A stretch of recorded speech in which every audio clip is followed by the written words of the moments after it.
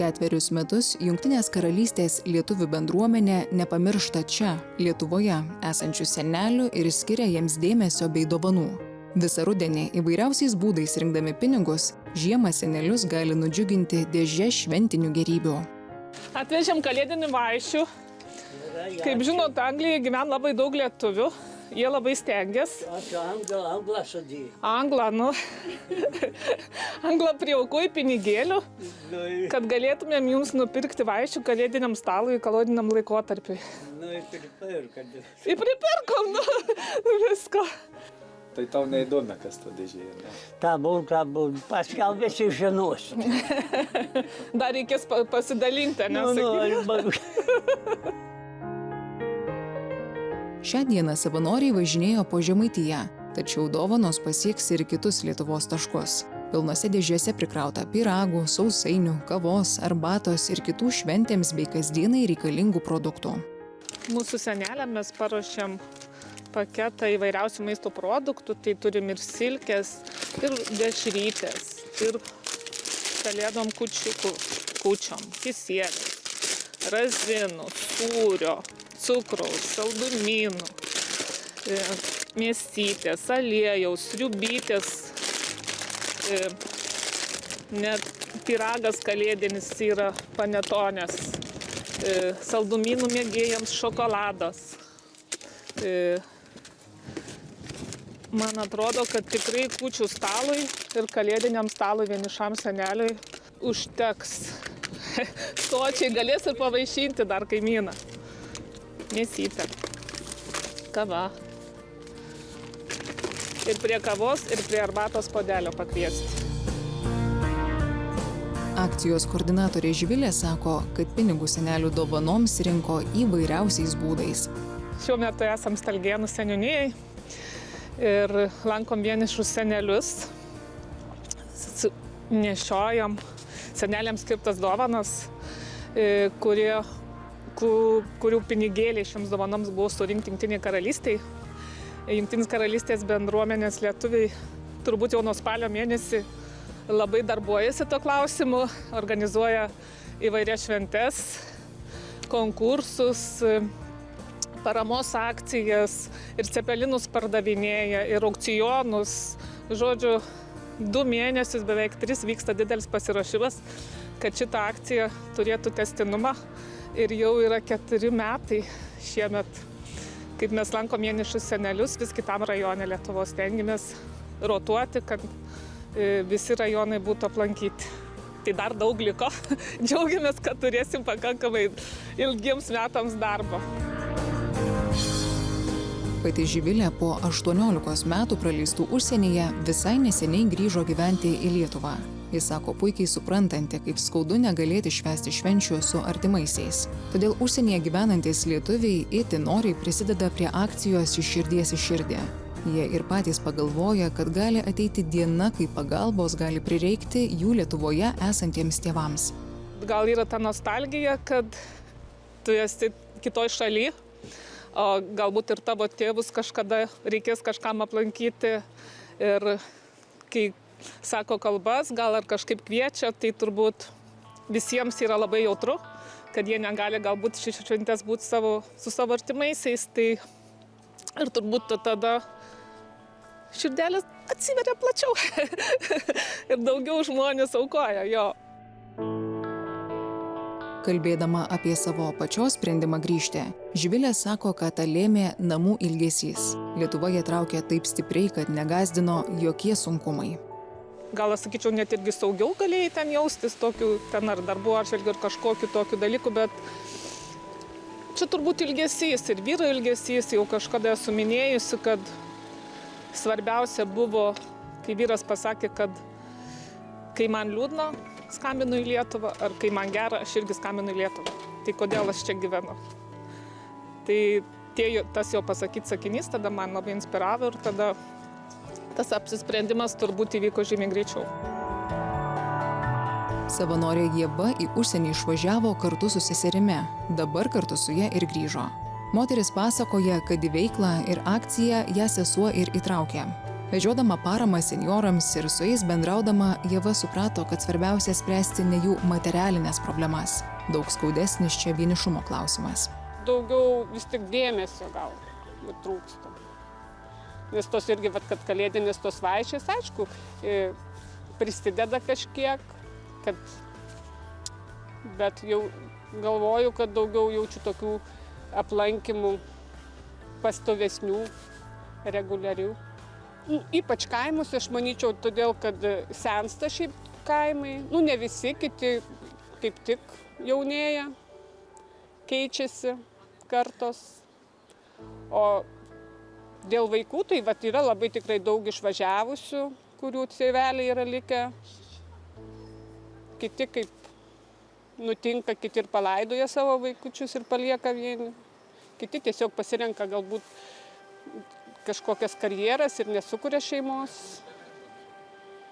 Būna ir jaunų vienišų, ne tik senų. Nors diena ir neprimena žiemos pasakos, savanoriai tą pasaką bando sukurti savo dėmesio ir rūpesčio. Visus vietos gyventojus čia puikiai pažįstantis seniūnas sako, kad dovanos seneliams reikalingos, tačiau dar reikalingesnis bendravimas.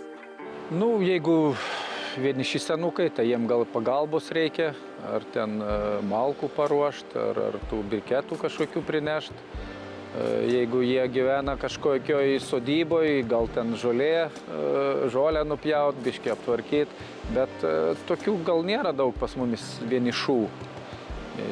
Daugiausiai yra, kur vaikai kažkur išvažiavę, tai jie kažkaip patys apsidirba, apsitvarko.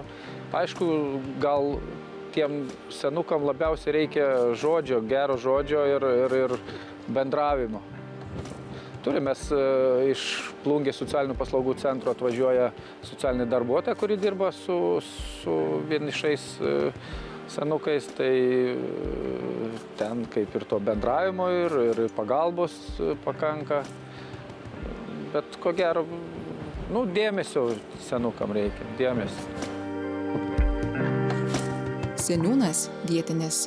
Čia gyvena jau daugiau nei 50 metų.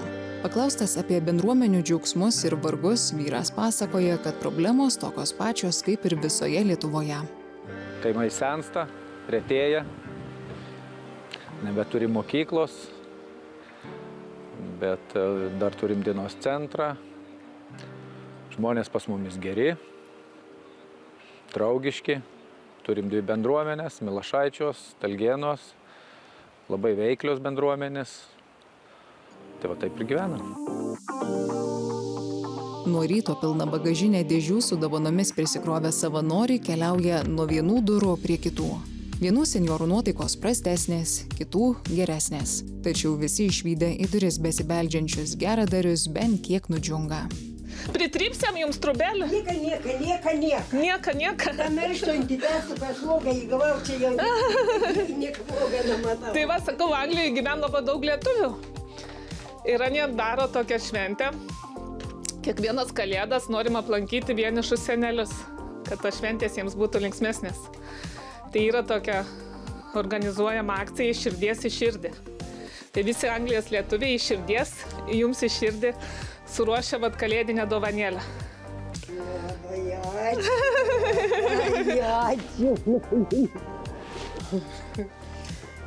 Tai dabar. Galite pažiūrėti, ko pridėjom, įvertinti. Galėsit ir kaimyną pasikviesti, ir arbatą pavaišinti. Tai dabar gersim kavutės. Dabar gersim kavutės. Savanorių aplankyta Stasė gyvena ne visai viena. Draugiją palaiko šunelis Rudis. Moteris pasakoja anksčiau ir šokusi, ir dainavusi. Sako, veiklos galėtų prisigalvoti įvairiausios ir dabar, jei tik leistų sveikata. Buvau kažkuomet buvau palaki. Dabar jau ir taip dar norėčiau ištriesti. Kas nuvežtų į repeticiją, kur parvežtų, dar gal su klekučiu. Dabar jau nieka. Kad neiššūgavo, dainiaudavom, o kada buvo lasdelį, kur einu į miestą, pasiimu lazdą po trubelį, šitą nereikia apdi lazdos. O taip su lazdoti, draugį pasiimu, taip kaip, sakau, skrybelį užsidėtum, puoinę ant su lazdą. Visai šalia Stasės tame pačiame name gyvena ir Onutė. Moterys susitinka, pasikalba, aptaria džiaugsmus ir vargus. Onutė savanorius su dovanomis pasitinka itin džiugiai. Nors šie jai pasiūlo padėti ir buityje, pavyzdžiui, atnešti malkų, Onutė tik moja ranka. Anot jos ir pačiai naudinga pajudėti. Labai daug šiltų švenčių, kad širdelį būtų šilta. Nu, tik nesusirkit. Nesusirkite jūs, nes jauns. Ne, mes vaikelių. Balo nematė. Na, vaikiu, jūs aš jau taip niekur medžiusi, nes šitai viskas. Gal parnešti medžių nereikia? Ne, nu ką, jį privežė, antrus galus aš tik įsinašu čia. O gal į trobelį nešti? O, likas, juk net mankštintis. Nu, kur negalima vaikščioti, aš neinu, niekur man už tai nepeinu. Senjorė Danutė – poetė. Kadaise rašydavo daugybę eilėraščių. Rašytų juos ir iki šiol, bet sveikata nebeleidžia. Moteris pasakoja, kad būdama 80 dar jautėsi puikiai, tačiau per 5 metus savijauta pasikeitė. Nu, Labas, labas. mergaitės, tu tokia didelės, krepšė. Laukuvėm. Vaišėm kalėdiniam į kūčių stalui. Prisėskit, nestovėkit. Aš šitą jums palikau. A jūs į mums? Nu. O, ja. Reikia jums. Į mums. Ir nors jėgų gal ne tiek daug, kiek būta anksčiau, humoro jausmas Danutės neapleido. Pamačiusi jos aplankyti atvykusi seniūną, Danutė iš karto pajuokauja apie laiko paliktas žymes ir ant jo veido. Pamatys, nesidžiaugsit, ne? Vatarūnai, viską Danutė, kur vaikštai. Vo. Laudorą parodysiu, dorą paėsiu. Čia buvau. Kažkokiam laikraštį. Matant tikrus žemaičius, galvoje vis iškyla posakis. Kas bus, kas nebus, bet žemaitis nepražus. Ir panašu, kad posakis ne iš piršto laužtas. Net jei sveikata kankina, o einantys metai vis numeta po kokį rūpestį, aplankyti seneliai yra tikrų žemaičių pavyzdys. Kieto būdo, užsispyrę ir labai gero humoro jausmo. Dabar eisim pas Staselį kavos gerti. Eik, ne, kur? Jo Staselė užkait kavą. Su Staselė pasigeru kažkur, mes geraudys esame. Kavos negera, manęs. Akcijos iš širdies į širdį organizatoriai ragina ne tik šventiniu laikotarpiu, bet ir kasdien prisiminti šalia mūsų gyvenančius vienišus žmones. Juk svarbiausia ne dovanomis vienas kitą apipilti, o rūpesčiu ir šiluma.